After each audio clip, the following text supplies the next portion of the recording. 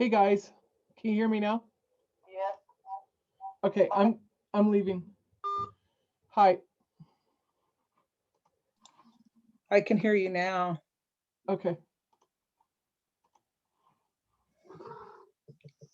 I can't start my camera though. Yeah, I couldn't either. Brooke, are you there? Brooke. Hi, I am. Hi, Brooke. How are you, Annie? I'm good. How are you? Good. I'm glad to hear you're doing good. I'm just going to get the Facebook Live set up real quick. I'm not sure why your camera isn't working though. It should be. Yeah, mine wouldn't allow me to either, Brooke. It still doesn't. Let me. Yeah, it says you cannot start your video because the host has stopped it. What about now? Can you do it now? No, I can. Okay.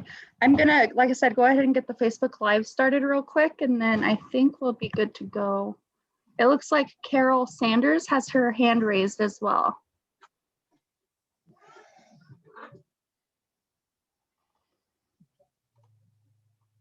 Well, do we want to admit these people?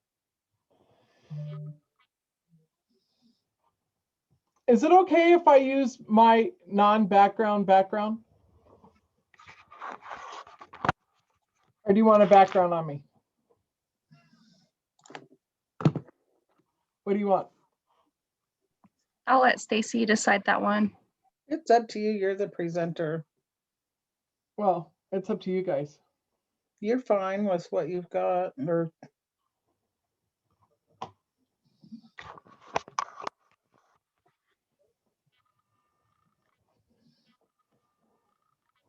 Okay, because I never use backgrounds.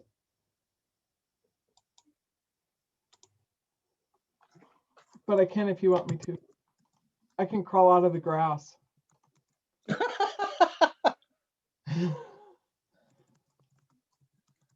Oh, I have a question, Annie. Yeah. For you. Would you prefer that people ask questions directly to you, or do you want them to put them in the question box? Either one's fine with me. Okay.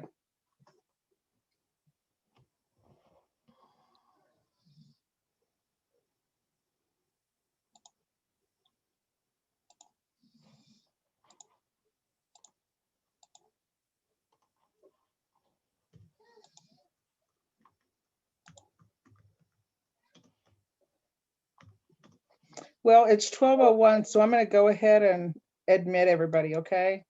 Mm-hmm. I think. Maybe. I don't know.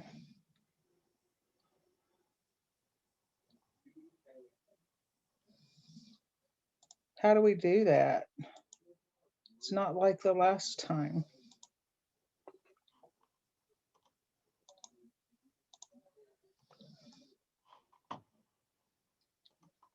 We should be live on Facebook. Okay, Brooke, do you want to go ahead and admit everybody? I believe they are already attending. They are. Okay. Up in Sioux Falls that's going into its second week, and he can't leave and he needs to be up there. He's not actually able to be here today, and he sends his regards. He wanted to be here today, and as of last night, he thought he might make it, but he's not going to get there yet. So with that, I'm going to step back here and we're going to go through. There's a lot of good slides in here, including photographs, crime scene photographs, photographs of methamphetamine. Wow, okay. And that's coming through on Annie's speaker. So I just muted Annie and that stopped the, so I'm not sure.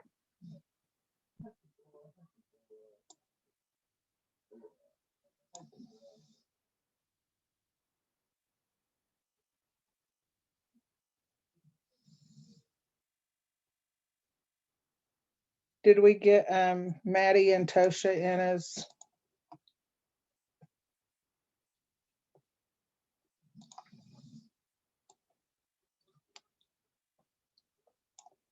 Well, I want to go ahead and get started today, if that's okay with everyone. I want to thank you for attending our Great Plains Tour, Illegal Drugs and Opioids in Indian Country series.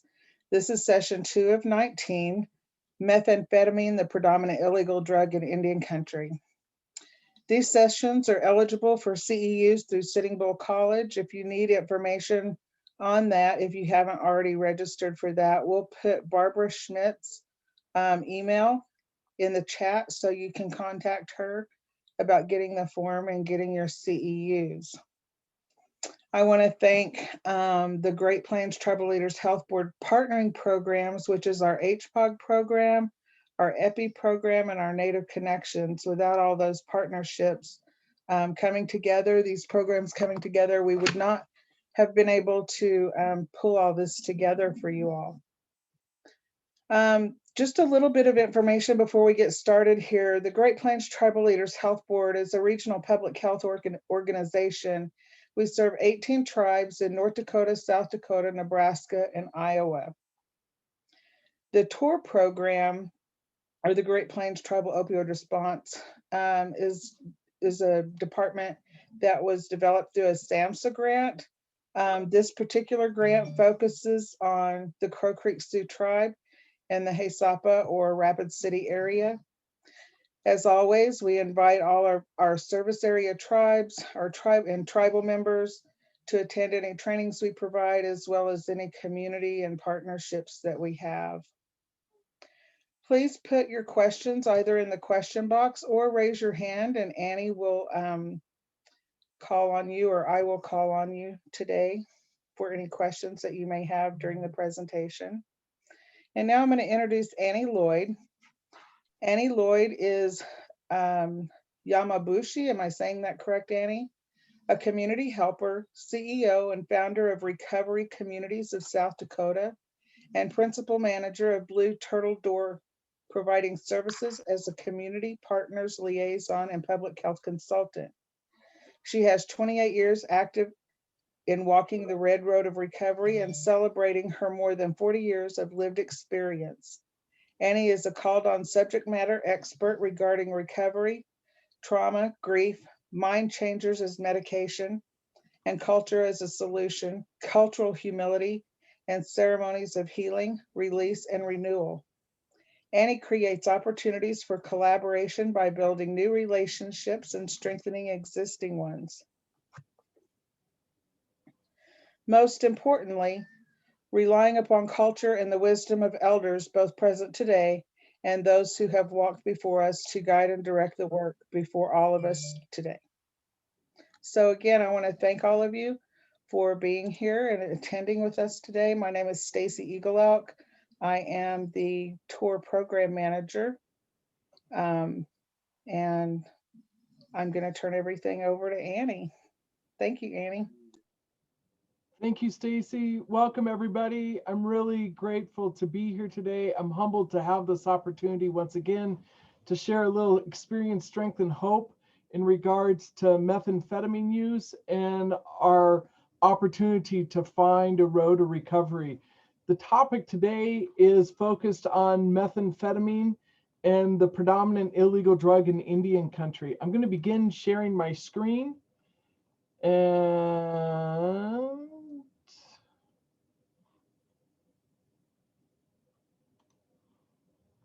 I hope, there we go.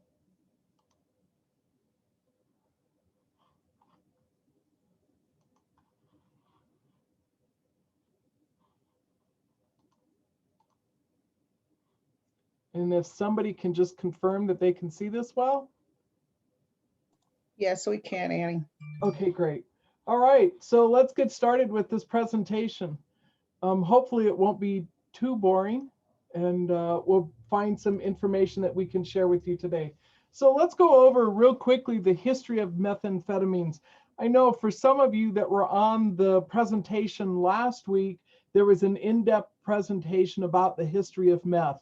So I wasn't sure who would be here that was there last week or who would be new. So this is just a very brief history of meth. So amphetamines themselves were created in Germany around 1887 actually comes from a Chinese plant, but the amphetamine aspect was created in Germany in 1987. It was first identified for medical use in 1930s.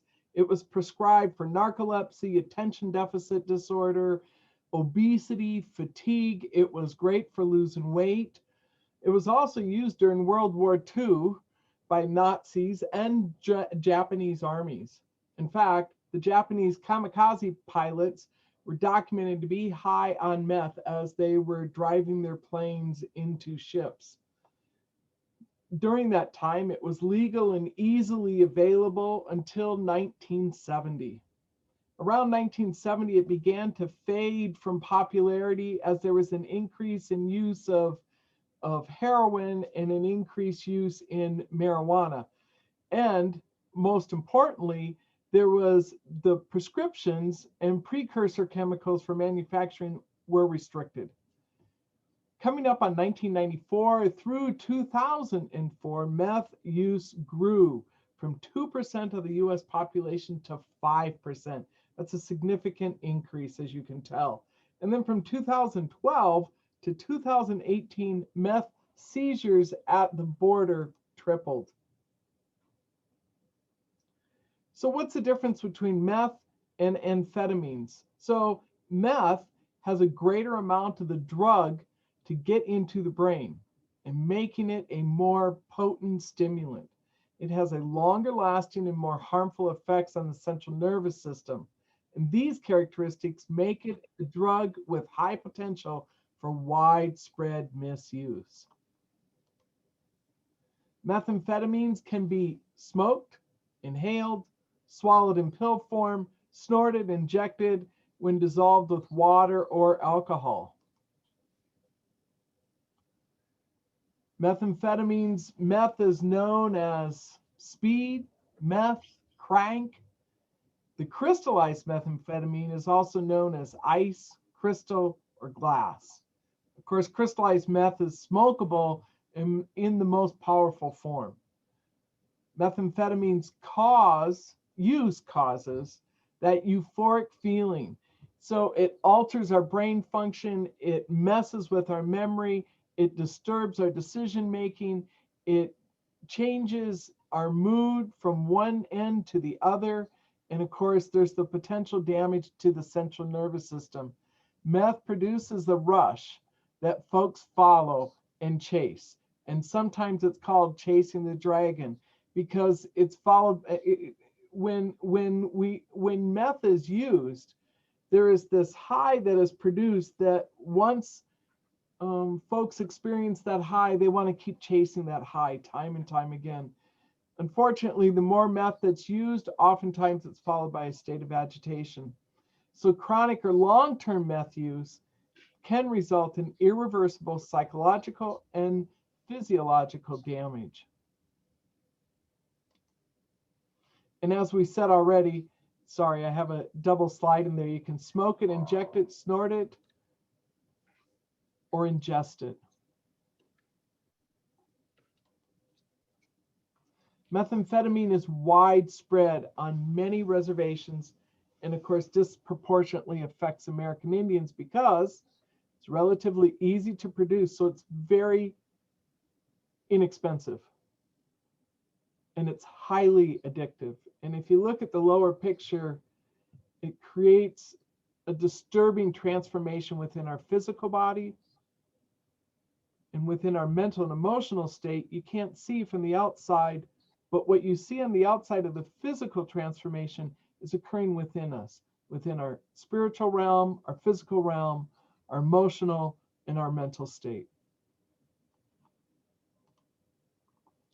Methamphetamine use at treatment admission in the United States. So what I tried to do is pull just a few slides off this presentation that I've given over the years to just highlight where South Dakota is at in this, in our surrounding states. So if you look on this chart, you'll see that North Dakota ranks about 6th on this chart, actually 7th.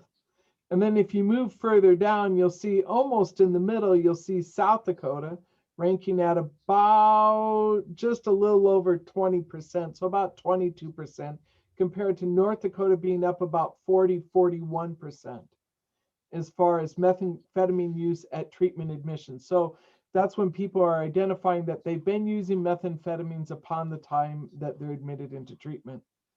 And of course, there's the information in and of itself, the data is very hard. So I don't know how many people we have from epidemiology centers or public health people on this presentation today.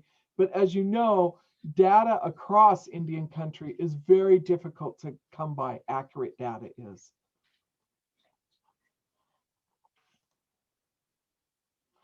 One of the points that I'd like to remind people of is that a person can overdose on methamphetamine because methamphetamine overdose often leads to a stroke, heart attack, organ problems. First responders, emergency doctors try to treat the overdose by treating these conditions. Meth is highly addictive. When people stop taking it, withdrawal symptoms can include anxiety, fatigue, severe depression, psychosis, and intense drug cravings. And researchers do not yet know whether people breathing in secondhand methamphetamine smoke can get high or experience other effects. There's still a limited amount of data in regards to meth use. And of course, it's important to remember that meth is cheaper and easier to get, but hard to escape.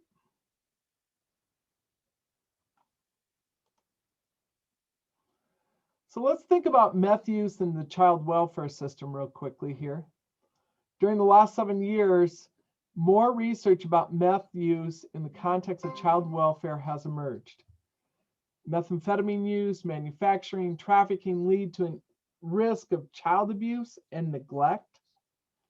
There's an increase in long-term use of meth can lead to an escalation of parental neglect and abuse, and exposure to violence, and child fatalities due to the psychoactive components of the stimulant and toxic chemicals in production. Compared with parents who use only alcohol, parents who use meth are considered at a greater risk for maltreatment and yet had fewer allegations of physical abuse. On the other hand, parents in the alcohol-only group are at the lowest risk for maltreatment, yet that had the highest rates of physical abuse allegations. And I think a lot of people would have found that to be the opposite oftentimes. So let's look at the long-term effects on prenatal substance exposure. And if you look all the way down, as I said, when we look at methamphetamine, now this goes back to 2013, but there's still a very limited amount of data that will provide information in regards to meth use, in regards to the growth of prenatal substance exposure, behavior, cognition, language, and achievement. I do know that there are some studies and some folks that are engaged with these studies currently. So it'll be interesting to see the data that comes out in the future. So how does meth work on our brain? So this is one of those areas that I've been studying for a long time, because the difference with meth addiction in comparison to marijuana, general opiates, alcohol, is that meth is like taking, can be a good example is it's like taking an egg beater to our brain. Methamphetamine releases large amounts of dopamine into the brain, and that's what causes the feelings of pleasure and euphoria. And so it's so addictive because when someone ingests meth, it causes the brain to release a massive amount of that feel-good chemical dopamine. And so as a result, the user experience is an intense burst of euphoria. Their heart rate races and they feel like they've had an unlimited amount of energy. But the drug also has these serious side effects. It causes blood vessels to constrict, reducing blood flow to the brain and vital organs, making a stroke, a heart attack, kidney failure, and other serious medical issues more likely. And then once its effect wears off, the body's dopamine is so severely depleted, the user feels burnt out, exhausted, And then that irritability sets in, and even the possibility of depression. And then the cravings for more begin again in a very short period of time, actually. So in order to keep satisfying the cravings, people on meth often, they binge on the drug for several days in a row without even eating or sleeping. This practice, you may know, is known as tweaking. And because of the way meth depletes our energy in our bodies, the energy that our bodies need to function correctly, meth users often develop an appearance of extremely premature aging, as you noticed in that picture. And then you'll see the breakouts in skin. It can also cause permanent brain damage, especially to the areas of the brain that manage emotions and memory. So here's a real short clip that I'm going to play for you from the National Institutes of Health about how the brain responds to methamphetamines.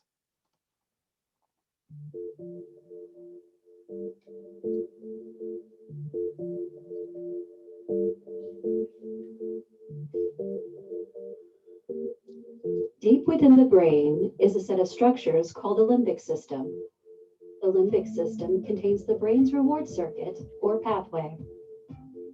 The reward circuit links together a number of brain structures that control and regulate our ability to feel pleasure. Feeling pleasure motivates us to repeat behaviors. When the reward circuit is activated, each individual cell in the circuit relays electrical and chemical signals. The small gap between the sending and receiving cells is called the synapse. In the reward circuit, dopamine neurons release the neurotransmitter dopamine. The released dopamine molecules travel across the synapse and link up with proteins called dopamine receptors on the surface of the receiving cell. When dopamine binds to the exterior of the dopamine receptor, this causes proteins attached to the interior part of the receptors to carry the signal onward within the cell. Some dopamine molecules re-enter the sending cell via dopamine transporters and can be re-released.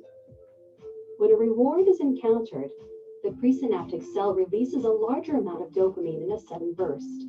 Dopamine transporters will then quickly remove the excess. Dopamine surges in response to natural rewards help the brain learn and adapt to a complex world. However, drugs are able to hijack this process, contributing to unhealthy behaviors and consequences. When someone first uses methamphetamine, the drug quickly enters the brain. At low doses, meth blocks the re-entry of dopamine into the presynaptic cell, just like cocaine does.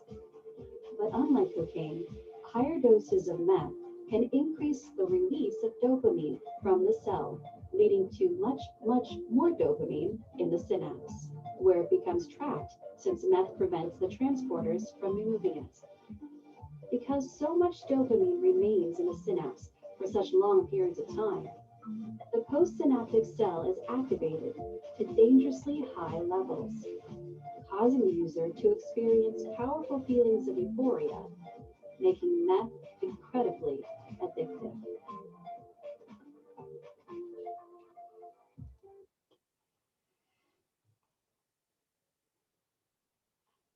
So this is just a screen that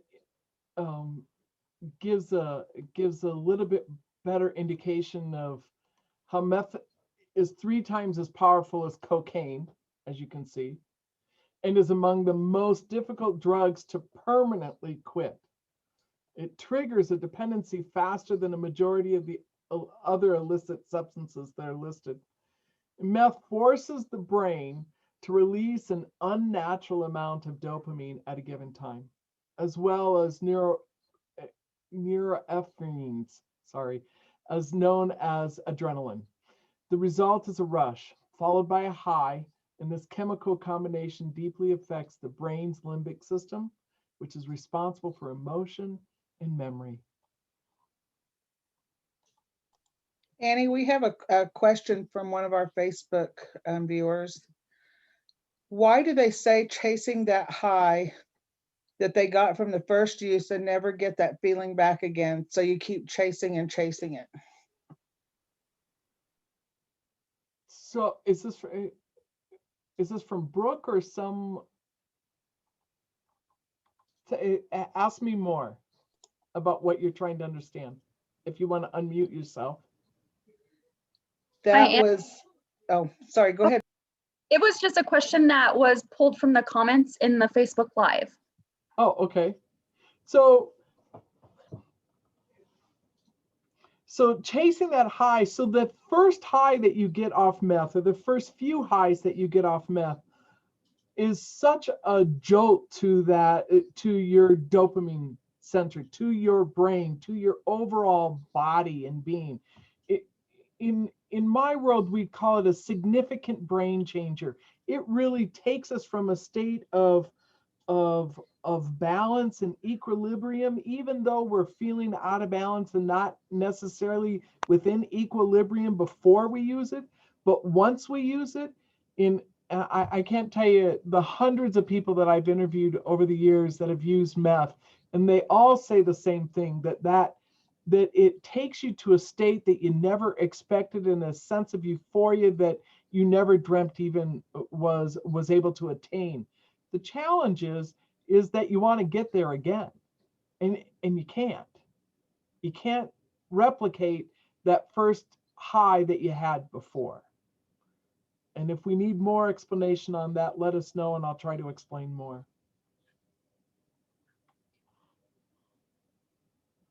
Thank you. And please, anybody has additional questions, please put them into the Facebook chat or on the chat online here for those of you that are on Zoom with us. And I'll do my best to pay attention and answer that. Or Stacy can interrupt me.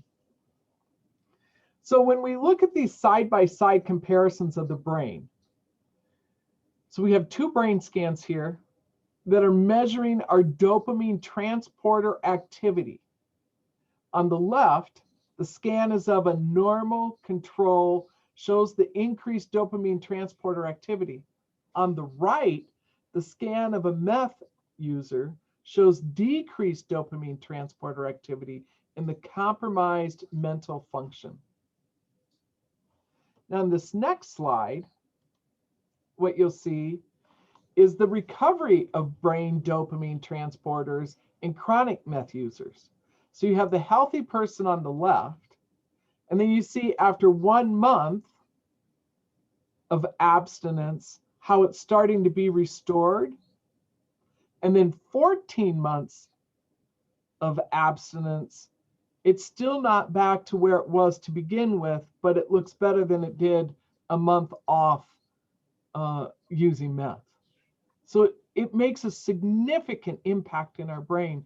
And some of the treatment that we're doing with meth users today is really similar to the types of treatment that we utilize with TBIs, with traumatic brain injuries, because what we recognize the effects on our brain that meth causes is equivalent or similar to, it's a chemical brain injury. So that chemical is causing a brain injury. And the effects of that brain injury on our behavior, on our ability to have executive decision making, on our emotional control, our interaction with people, our ability to develop a relationship is significantly muted and impaired. And so, ironically, some of the treatment that we engage with folks on is playing solitaire. So we begin repairing that synaptic connection in our brain and repairing the proprioceptors. And we can talk more about that later on. So we're going to talk a little bit about meth in Indian country. Again, I wasn't sure how much was gone over in the past, so I thought I'd just go over this really quickly. So drug-related activity in Indian country is a major contributor to violent crime and imposes serious health and economic difficulties in Indian communities. So the Bureau of Indian Affairs, the Office of Justice Services, has existing drug agent positions and canine positions throughout the different tribal nations and communities throughout Turtle Island. you'll see when you look right here in the Great Plains area, you have existing position down in Nebraska. You have several in South Dakota, and a few up in North Dakota, one over in Montana. You look down in Arizona and New Mexico along the border area, and the number of BIA and offices of justice services that there are. So the BIA and the Drug Enforcement Organization provides the complex narcotic investigations. They also look into the gangs and human trafficking, and they focus on that disruption of the drug distribution networks and criminal enterprises. They do the analytical support. They track the drug cases. This is what they're supposed to be doing. And their national results from their the 2019, so these are 2019 statistics from the Opioid Reduction Task Force that was put together throughout the Indian reservations in the US. Their canine results, you'll see that methamphetamine, 127.4 pounds. Marijuana was at 1,300 pounds, 132 arrests. So about $13.6 million worth of effort. I realize now I should have done the comparison of overall to the US. I didn't do that. I have those slides, but anyway, I apologize for that. In 2019, the task force results were 14 operations, 313 arrests, and 1,000 pounds of narcotics seized. You look for the results throughout the different states. You look at South Dakota, 79 arrests, total drugs seized, 0.9 pounds. These were operations that were conducted throughout Sisseton, Wahpeton, Oyate, and the Standing Rock in 2019. In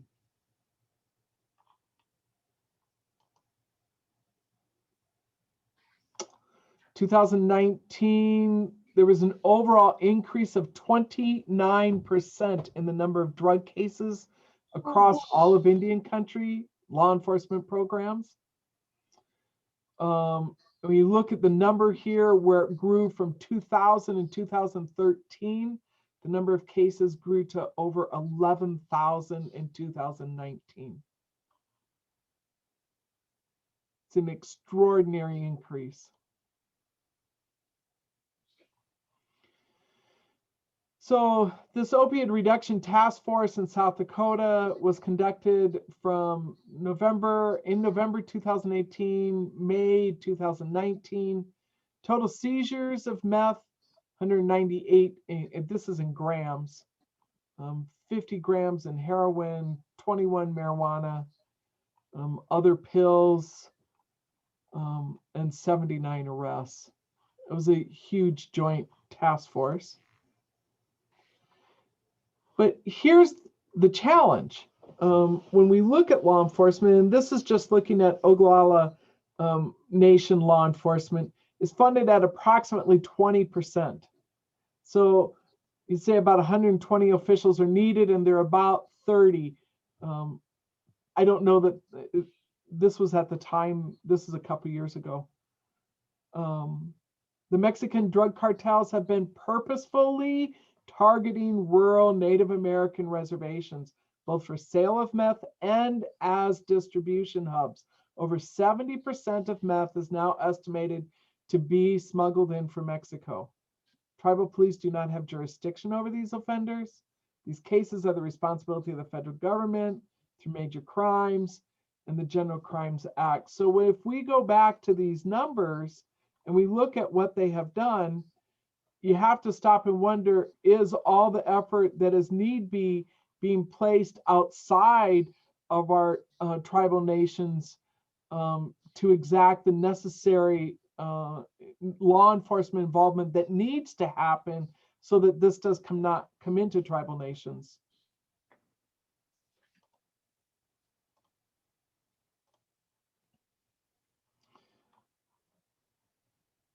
So one of the communities that is making a significant impact is Hopa Valley. And I'd like to share this video with you.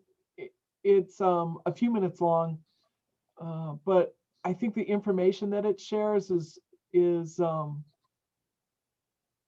informative.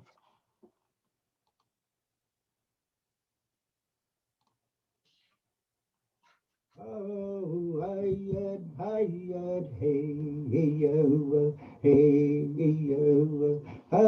look for a forecast, a high of 75, a low tonight of 50, a high on Saturday of 77. Outside of KIDE studios, about 56 degrees, 57 degrees. Downtown Havana River is running at 19.35 feet, 12,000 cubic feet per second. If you're visiting the area, please stay out of the river. That river is cold, that river is swift. So please take care if you're anywhere near that.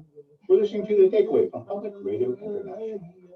Joe Orozco is the station manager at KIDE, a tribally owned radio station that serves the Hopa Valley, a 144 square mile Indian reservation in northeast Humboldt County that is home to the Hopa, one of the last tribes in America still occupying their Aboriginal homeland. Well, Hopa is the center of the world. So this is the best place to live. We've got the Trinity River flowing right through the valley, center of the valley. The valley is 14 miles long and probably about a mile wide, so it's a very small place, and everybody lives within the valley or the bench lands. It is a very rural community. We at one time we had 6 lumber mills here, and now we don't have any. The logging industry has declined, and so has our economy. We are in a geographically unique area that's hard to get to. A lot of people think that that's our Achilles heel these days because we can't get anything economically good going on here. It's also the thing that helps save us because it's so hard to get here. It's extremely hard to get here. It's also extremely hard to leave. Just over 3,000 people live in the Hopa Valley, and roughly 3/4 of those are tribal members. Due to its seasonal outdoor economy, unemployment in Hopa fluctuates between 50% in the summer and 70% in the winter. Many families here rely on tribal government assistance or support from family members. The average annual income for a household in Hopa is about $13,000. You can't strike out at America, and so you strike out at yourself.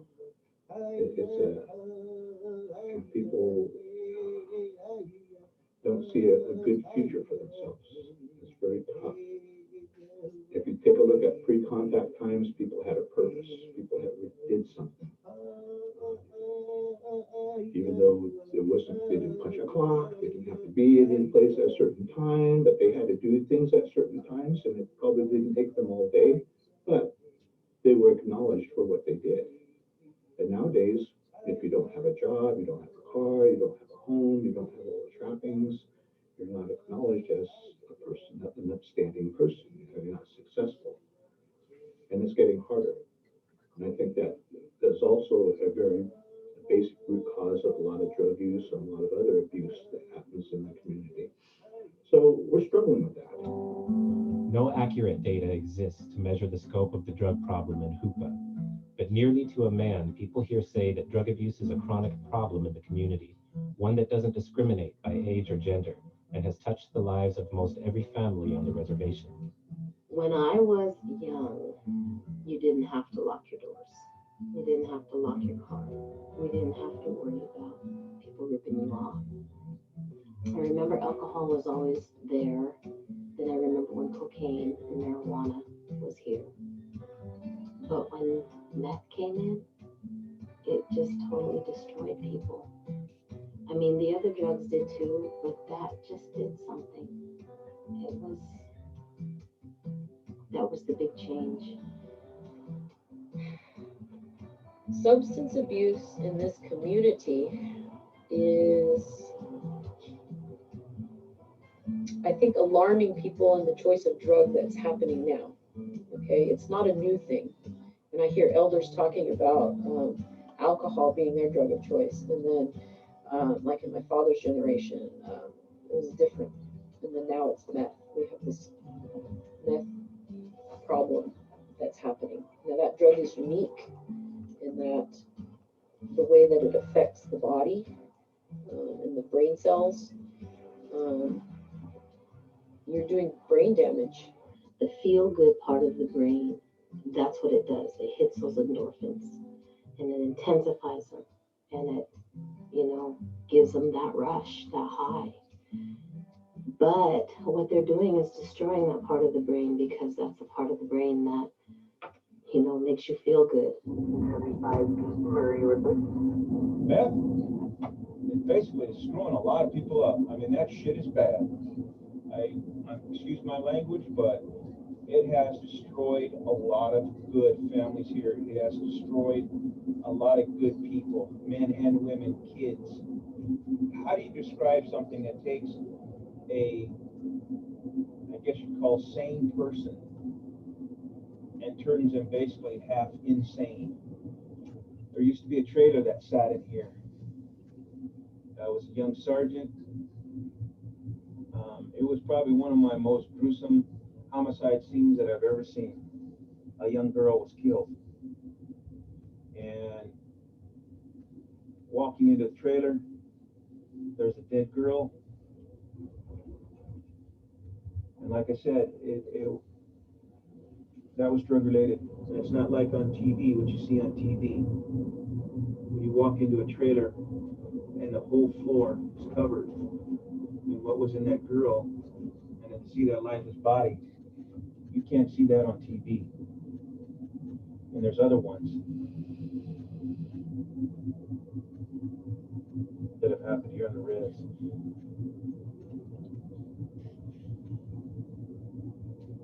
You never forget that stuff. The Hoopa Valley sits at the center of the Emerald Triangle, arguably the largest marijuana-producing region in the world. It's also ground zero for an ever-growing economy of meth and other illicit drugs. But with only 6 officers, 2 sergeants, and a lieutenant, Kane says it's impossible for his small department to enforce the reservation's drug laws to the extent that some residents would like to see. How do you protect, the forest? We have such a wide road system out here. You have access points from the outside coming here on the reservation. There is just literally no way to watch this area. There's just no way. It's a community problem. I'm only one part, and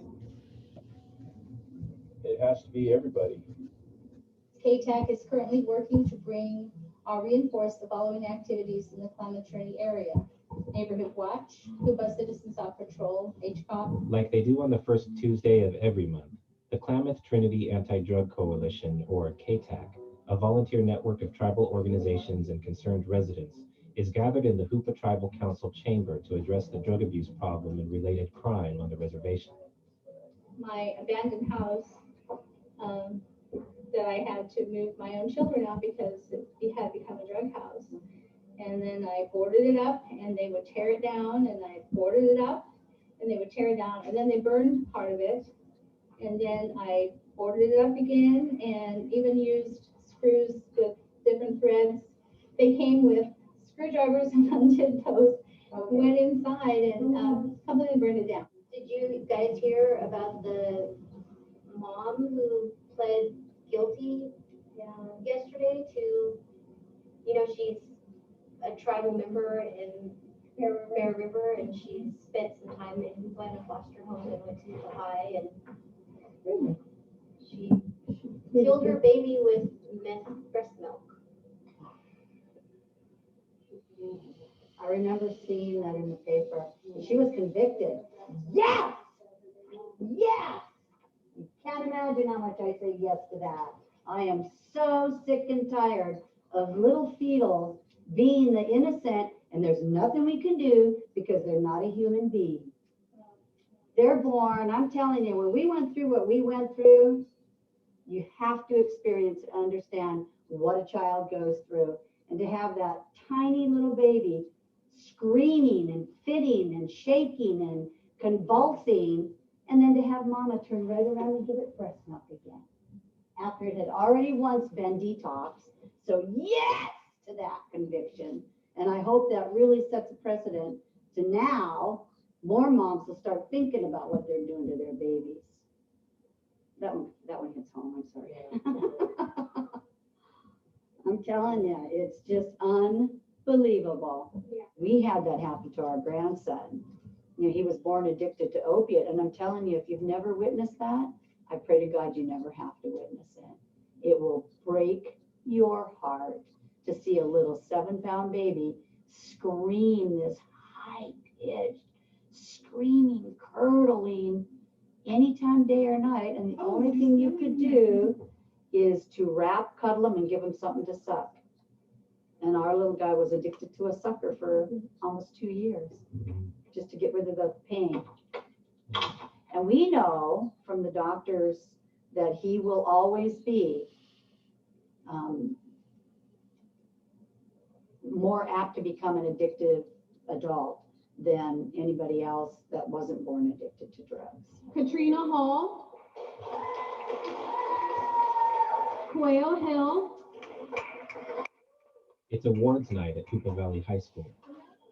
The recognitions being handed out for perfect attendance and honor roll take on added meaning here in the Hoopa Valley, where the truancy rate is 68% compared to 18% countywide, and the ratio of special education students is double that of the rest of Humboldt County. We have twice as many special ed kids. At some point, someone's gonna have to start correlating this to Drug abuse. Drug and alcohol abuse. You can't say that, but at some point. Alcohol fetal syndrome. It's all right there. If you go back 20 years and take a look at the special ed needs, those children truly were born with genetic defects. Today, I can tell you without any kind of scientific proof that 95% of our children in special ed are drug or alcohol related births. And it's from breastfeeding them, it's from doing drugs while the baby's in the womb. I don't even know if there's scientific proof that the sperm can be affected, but I can't imagine that it can't. There are some. I bet there are, you know, it's not all the woman. Things just hurt so much that the choice is sometimes to just be in a zone. Eva Smith is a primary care physician and addiction specialist at the Tribal Health Center in Hoopa. She believes the drug abuse problem here has as much to do with history as it does with any biological predisposition to addiction. Emotional pain, in particular grief and unresolved grief, is for some people what keeps them in a stuck mode. As a teacher, what I have done, what I have found out is that it has a lot to do with historical trauma. In fact, it is historical trauma. And it relates to the fact that we are a conquered people. There's all of this denial, all of this anger, all of this, all these negative feelings that a Native person can't talk about. There's an elephant in the room and we can't talk about it. There's some very beautiful parts of this Hoopa culture that acknowledges that sadness happens, that bad stuff happens, but there are actual ceremonies and cycles in the ceremonial life of the tribe to kind of let stuff go. And if that can be translated to people's individual lives, then they can get into a mode of living a good life.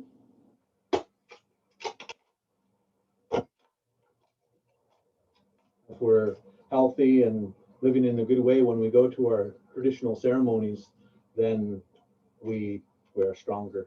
Boyd Ferris has been clean and sober going on 5 years.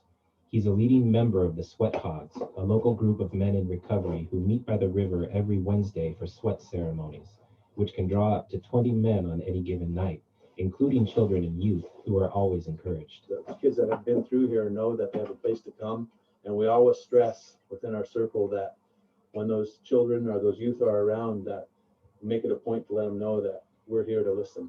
I don't feel like nobody's here to be hard on me, you know. They're here to congratulate me and push me forward. I've had some experiences myself where I had questioned, you know, is that logical or is that reasonable?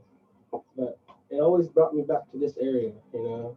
Sweat Lodge, the dance grounds, places where you're supposed to be clean and pure, you know, and be strong for your people. And it's done a lot for me. I have good faith that this is going to help everybody who comes to this stuff, you know. Well, our teachings that we've been taught is to keep the rocks covered once we get this fire going. Although this particular form of Native American sweat lodge is not Hoopa tradition, it's become an important aspect of recovery on the reservation, where there are no residential aftercare programs for people coming home from detox.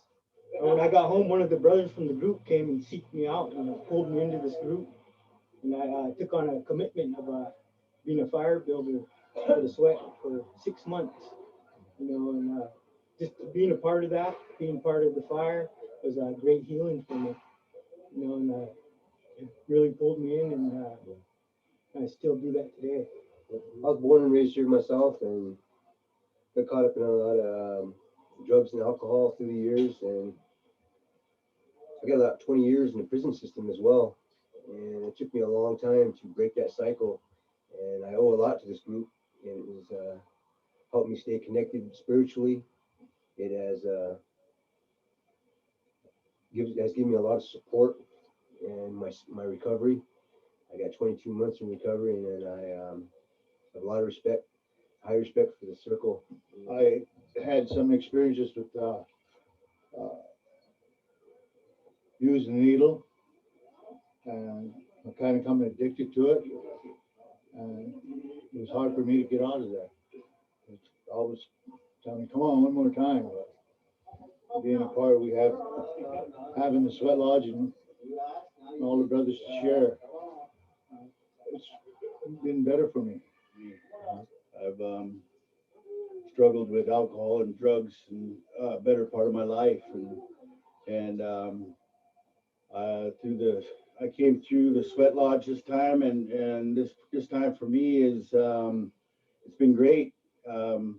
I've journeyed a lot of different paths, but like I said earlier, you know, it's like, you know, there's a lot of journey, lot of people coming from many directions, but we're all going to the same place, and it's powerful.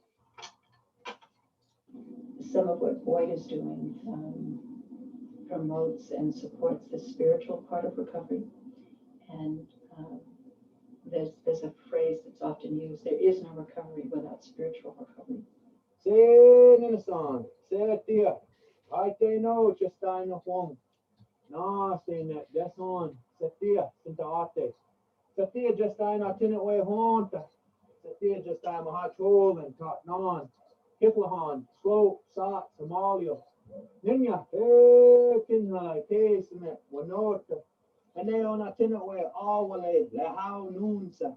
Satia, Gamao chwe, Gamao no hong.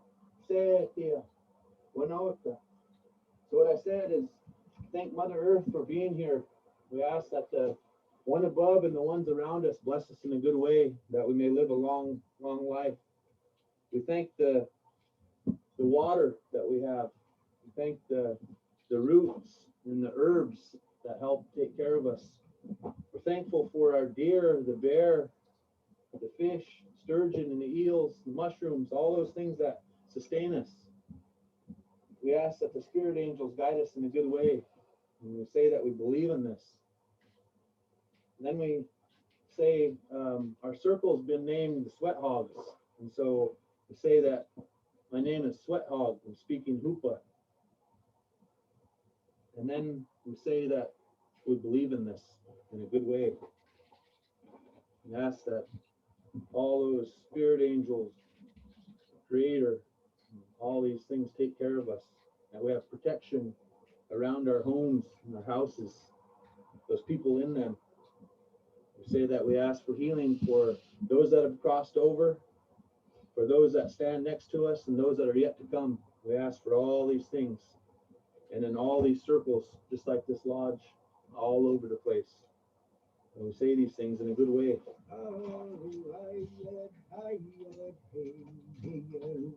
A death has occurred. A death, okay, has occurred of our old way of life.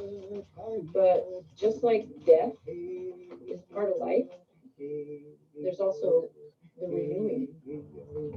They're searching for something that they haven't found yet. Okay, but the search is on. If they were truly dying, the search would be over. There's this itch that you get when you want things to be better that you'll find it eventually. Drugs and alcohol is not our culture. It never has been. And pray for the day that it never will be again.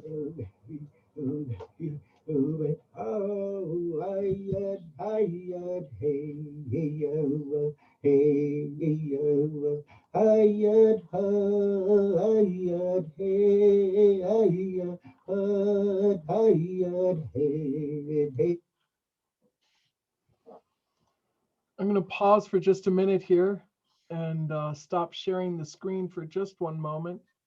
I think we have a couple of questions for people wanting to ask a question. I believe somebody's had their hand up for quite a while, and I'd like to respond to their question if you still remember it.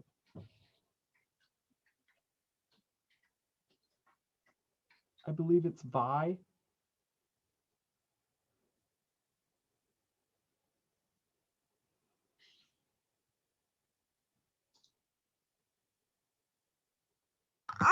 Annie, it looks like she may have hopped off the webinar, actually. Okay. All right. Yep. I apologize about that. No worries about that. All right. So one of the reasons that I thought that was really important to share this video is that I think it's so important to hear from individuals themselves. And the stories that people can share themselves are so much more poignant than I believe what I can share about it. And I think it's also so interesting that other interesting aspect about that video is the different perspectives. I can remember I'm really fortunate to have 28 years in recovery, and I've encountered, there was a very angry woman that spoke, and I've encountered those angry people with very strong opinions. And what I knew for myself was that I can tell you that I never intended to do the things that I did or be who I became. And we talked about like a Dr. Jekyll Hyde type of situation. It was one person, and then when I put and ingested mind changers, I became different. But I've never seen such a difference as the substance abuse counselor spoke to in people utilizing meth. People that using meth, there is just such a complete change in who they are and their personality and how they respond. And we talk about their jaws looking like they're typewriters and never stopping, and the change in personality, the disconnection from that strong signal of being connected here in this time, in this planet, is significant. So we'll continue on with this, and then we'll come back to any questions. Are there any questions right now? Is there anybody with their hand up that I don't know? Annie, I believe somebody wanted to know if they could get the slides. Sure. I'll share them with you, Stacy, and then you can share them out. Okay. We'll post those on our page. Okie doke. Any other questions? I'll continue on then.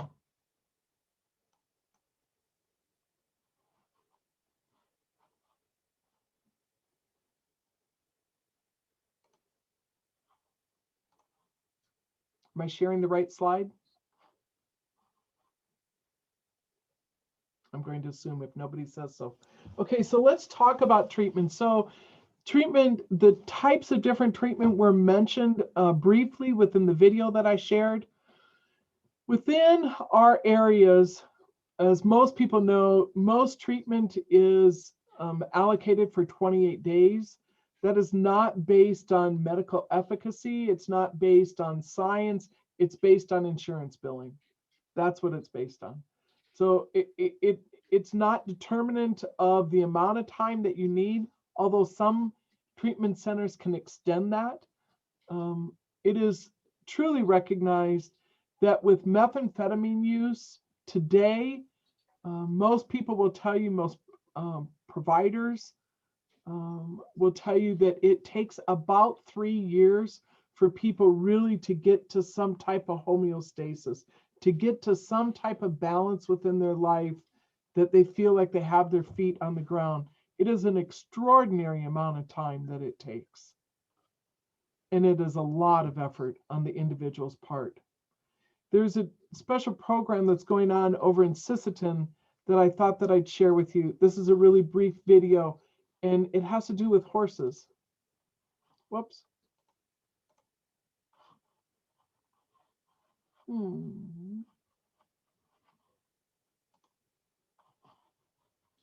Okay. My apologies.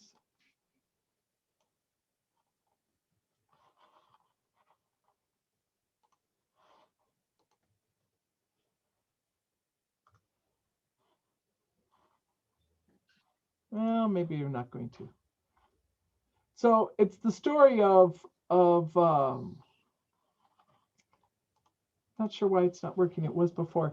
So this is the story of, there is a young man, his name is Shane Avery, and Shane Avery is an enrolled member up at Cheyenne River, and he lives over around Sisseton, and he grew up training horses, and so he's brought youth out to engage in learning how to ride horses, learning how to train horses.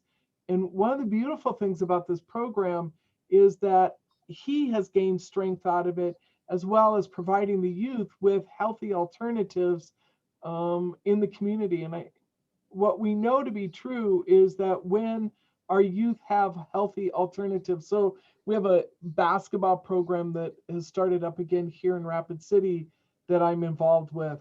And to see our youth, to see 80 kids come in on a Saturday night, sign up on 16 different teams and play basketball throughout the evening, there is a sense of camaraderie and belonging and connection that occurs without bullying going on, without the challenges of rival gangs, of being in a safe environment, around safe role models, around folks that they can hang out and get to know and share whatever stories that they have that they'd like to share. It really makes a big difference. And with all of this, what is at key is reviving culture. We talk a lot about creating a healthy community. One of the leaders within the recovery community, the Wellbriety community, Don Coyas, talks about creating the healthy forest. And one of the challenges is when we get involved with mind changers and that addiction sets in, we can take that individual out of the forest, get them healed up, and as you would with the tree, and take it out of the forest and get that individual, that relative healed. Then you put them back into that same environment, and if they don't have good support mechanisms, if they don't have a good support network, they become sick again. And that sick forest, that sick community just engulfs them. And oftentimes we see that relapse, that shrinking back in into the old way of living, because as the chemical abuse, the substance abuse counselor spoke of, the doctor spoke of, the traditional healers spoke of, there's so much hurt that we have inside. It is a hurt that is indescribable, there are so few words to begin explaining what that feels like. And it's so difficult to try to even begin to explain what that feels like. So what we recognize is that culture is the solution. Culture is prevention, culture is healing. And increased cultural activities, paying attention to the traditions of our ancestors, it increases the positive self-view, it increases the protective factors, our resiliency. We recognize that along with ACEs and the historic trauma and the unresolved grief, that epigenetics of trauma that is within us, we also recognize that those same protective factors, that resiliency rests within us as well. And so we look to bring that forward. We look to ignite those protective factors, the sources of strength that exist within us. And that increases the hope for future dreams for our future generations. We may have some folks here with us, and I know that Tosha and Stacy work a lot up in Crow Creek. And so I came across this video a long time ago, and I pulled it up again today because I just think it speaks to the fact that any of us, all of us, there's something that all of us can do to make a difference in our communities. So the story's about within so many of our native communities within the reservations, there are homes that have been contaminated by meth. They're boarded up, they're sitting there, and either they're awaiting funding or there is no funding. They're waiting for renovations to be made. So here's a story of somebody who really worked to improve some folks' lives. Hello, everybody. This is Brian Perry with Native Hope. I'm out here at Fort Thompson on the Crow Creek Reservation. I'm standing here in front of one of the homes that has been contaminated by methamphetamine use. 16 homes on this reservation are currently condemned due to methamphetamine use. The waiting list for families to get into one of these homes is 2 to 3 years. We at Native Hope are partnering with the Crow Creek tribe and social services to bring these homes back to their original state. Please join with us at Native Hope to remediate these homes for the holidays. Hello, everybody. This is Brian Perry with. So again, another great example of something that's creative and innovative to make a difference in the community. So one last thing that I wanted to touch on really quick, and it's become another topic in the state of South Dakota and our surrounding the Great Plains area, is a needle and syringe program. The Centers for Disease Control and Prevention has demonstrated and has the scientific evidence to demonstrate that a needle and syringe program decreases the risks associated with needle sharing, including the transmission of infectious diseases across the entire population, including hepatitis C, HIV. Other materials can be offered along with the needle exchange program, such as alcohol swabs, and it offers an opportunity to connect with preventive services. When we're thinking about prevention, we're thinking about what can we do about the methamphetamine use within Indian country. One of the avenues that I hope that we continue to pursue is creating needle and syringe exchange programs in our communities. So at this time, I am going to pause this. If I can find my button. I guess I wasn't sharing the screen. My apologies. And what is it that I can provide for questions at this time? Anybody? Any engagement? Comments? Annie, this is Stacy. What can people do to help minimize and hopefully, work towards that community of recovery, and especially when it comes to meth? It's like, in the video, substance abuse has destroyed so many lives and so many families, but meth has just taken a toll. Meth has been like a hurricane going through our communities and our families. One of the most important things that we can do is really paying attention to our youth right now, and making sure. So many of us are aunties or unchis, grandmas that are or relatives that are raising our children, and a lot of that has to do with the effect that meth has had on our families. It's really important that if our kids are in these challenging situations, that we work to resolve that. And sometimes that means that they have to come live with us, right? And many of us, we struggle because our relatives that are on meth, it is so difficult to get them into recovery. And that is where it is important for us to pay attention to developing the skills so we are not in those codependent relationships. We're not in those enabling relationships. When somebody is on meth, there is not a lot of logic that's going to go on with that. And some very difficult decisions are needed to be made at that time.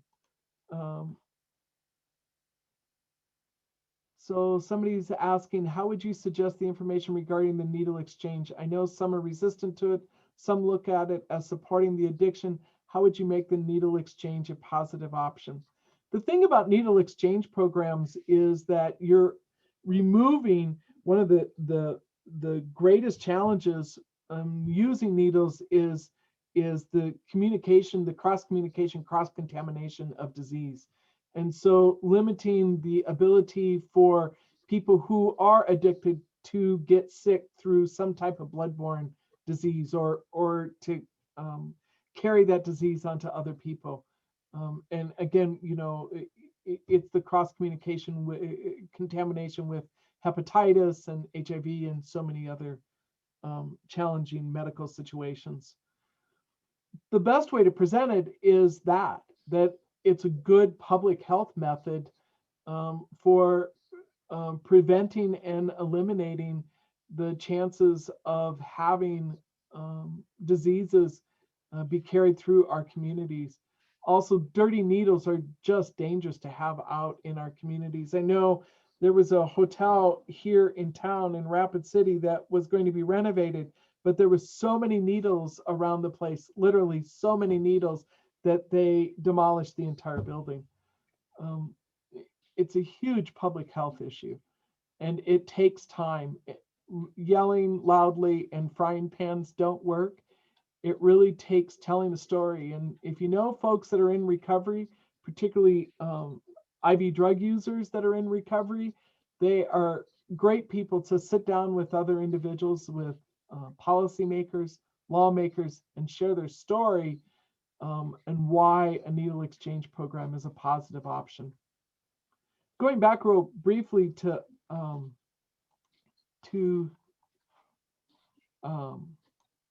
Stacy's question about recovery. You know, there's a notion out there that says for those that get it, there's no explanation necessary, and for those that don't, there's no explanation possible. I know for myself, and I did not use meth, but I used other drugs, that there was no convincing me until my life had hit a place where I had enough pain going on and the solutions that I was using, so drugs and alcohol, were no longer having the effect produced that I desired. So I used for the effect that it produced. Everybody I've ever spoken to that's become addicted to drugs or alcohol has done it for the same reason, because of the effect that it produced.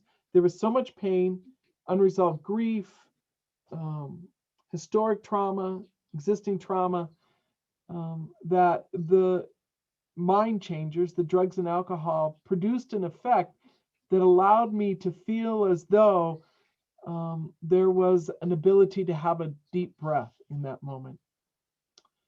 But that eventually stopped working. And when it stopped working, I was really at a place of despair. And I was fortunate that a good friend noticed that and sat me down and suggested that I not use anymore. I have friends that have stayed in my life for 30 years that continue to use. And we don't have daily conversations. We don't even have necessarily monthly conversations.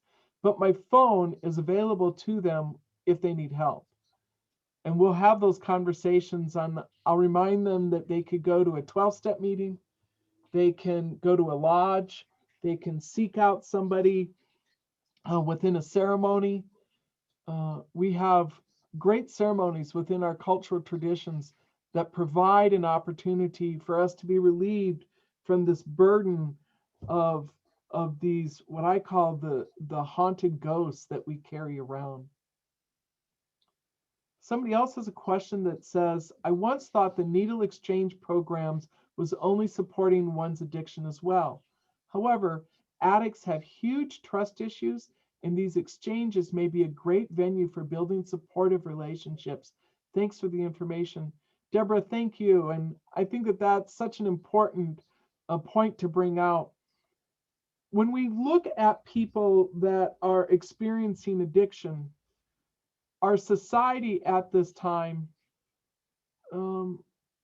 particularly in the way that we have dealt with it over the last 50 years, has been with great judgment.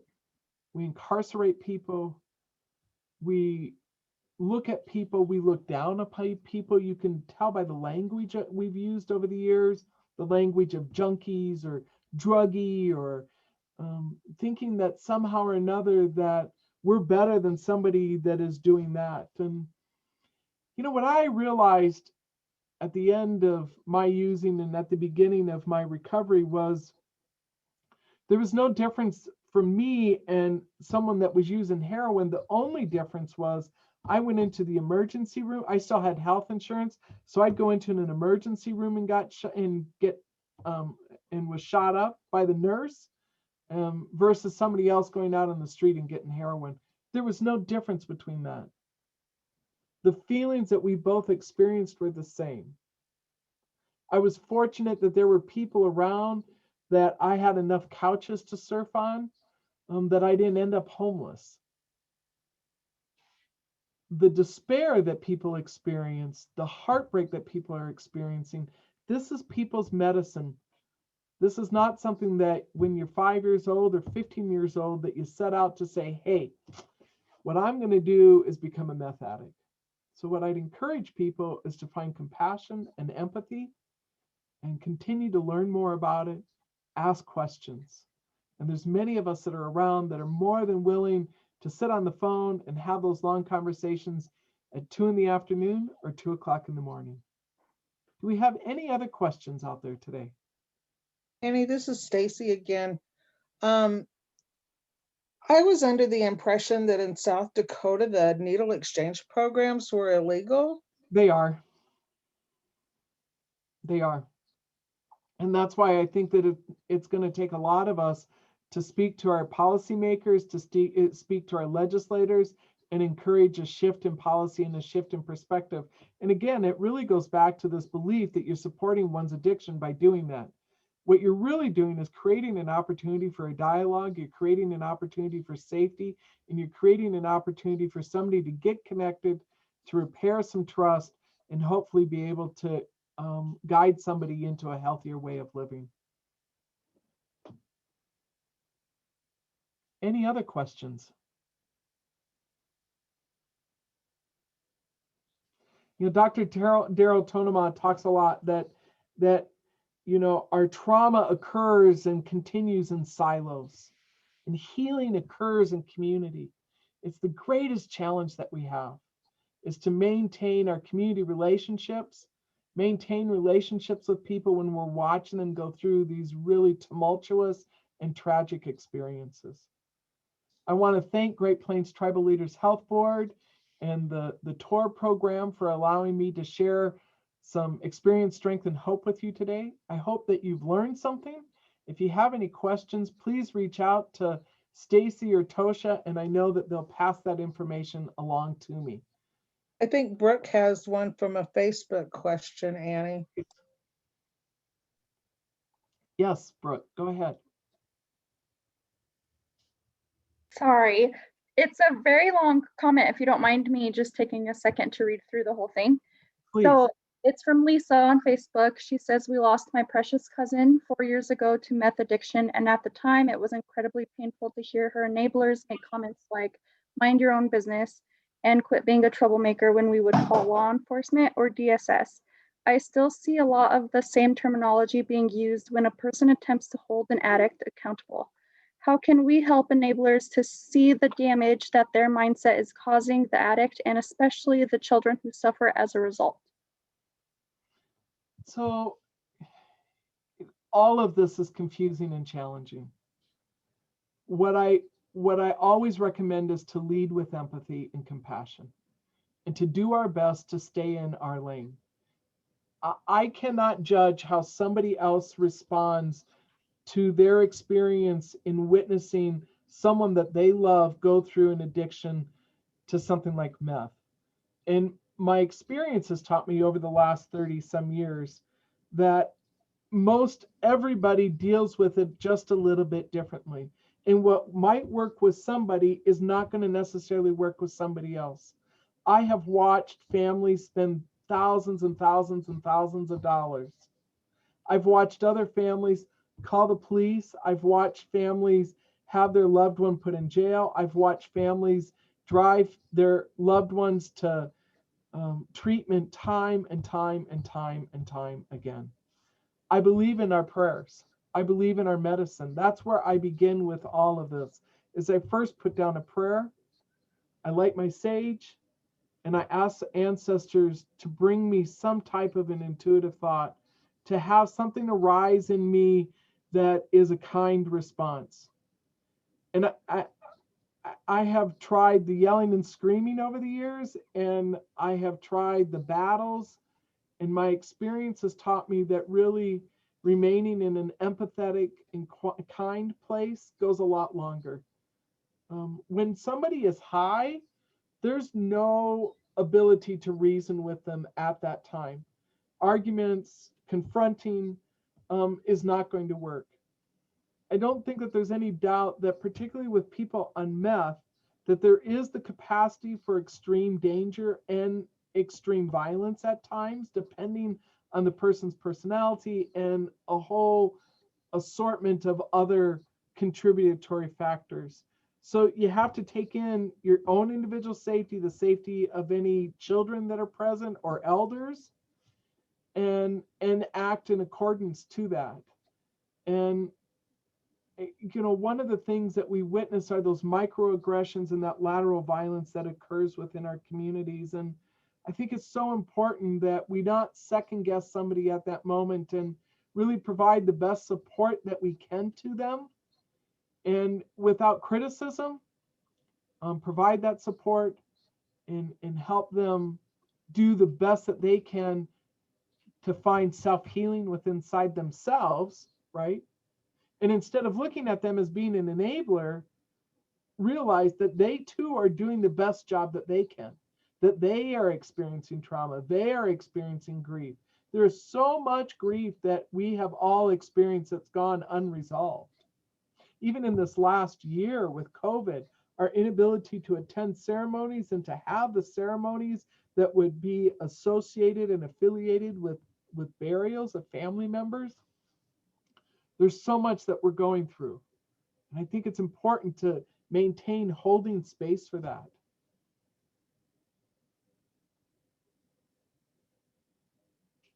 I hope that answers the person's question. If it doesn't, please, if you have more that you want answered, I'm happy to help. Deborah Wright has a question that she's typed into the question. Says, could you repeat what you said about trauma occurs in silos? And healing occurs in community, in conversations. And Dr. Daryl Tonema is the one who speaks of this all the time. For any of you that are interested, we do have a community forum on Tuesdays at 3 o'clock Mountain Time with Dr. Tonema. I'm not sure how long those sessions are going to go, but you can reach out to myself or to Annie and find, or Tosha, and you can inquire about those sessions that Dr. Tonema provides.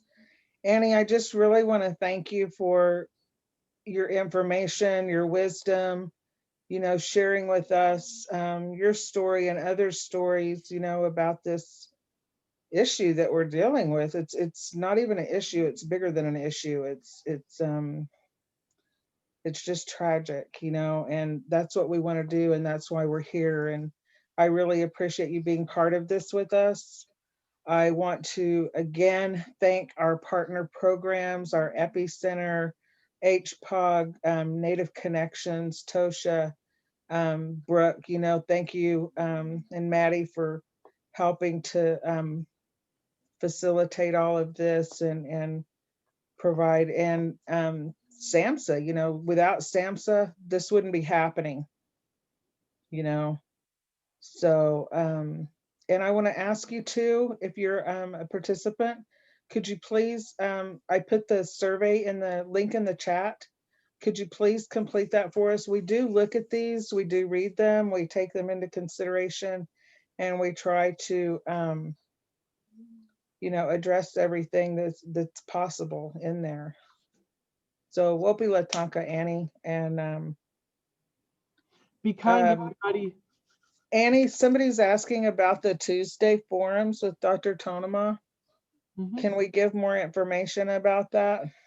So it occurs on Zoom, and we are shifting that to a registration through Eventbrite, and I can send that over to you, and you can send that out to everybody then. Thank you, Annie. You're very welcome. Thank you, everybody. Have a great day. Be safe, stay warm, and be kind to one another.